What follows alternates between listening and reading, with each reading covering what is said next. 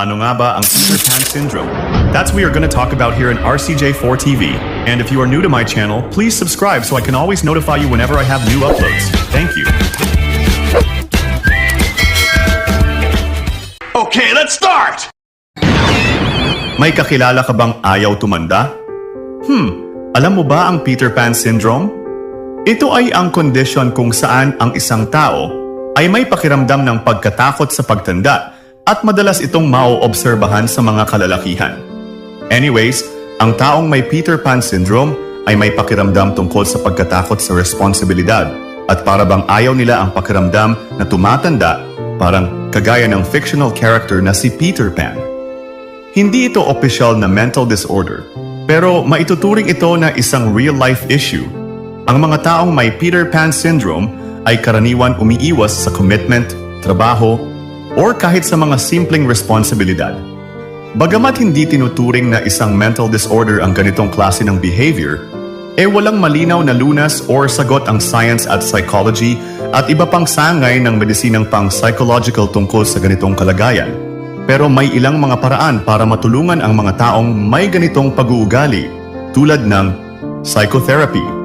Isa sa pinakamabisang paraan, tinatalakay dito ang mga ugat ng pagkatakot sa responsibilidad, mga trauma sa pagkabata, or self-esteem issues ng isang pasyente. Pangalawa, life coaching or counseling. Ito ay nakakatulong din para mag-set ng goals at harapin ng isang taong may Peter Pan syndrome ang pagkakaroon ng mga adult responsibilities. Pangatlo, support system. Mahalaga ang family, friends, or partner na makakaintindi at mag-uudyok ng pagbabago, hindi lang basta umaalalay, kundi nagtutulak din sa patience para mag-improved.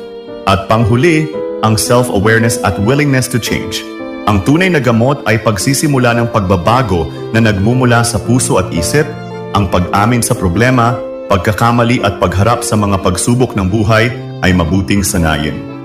Anyways, makakatulong ang mga pamamaraang ito sa isang tao na may Peter Pan syndrome upang matutunan nilang humarap sa tunay na realidad ng buhay.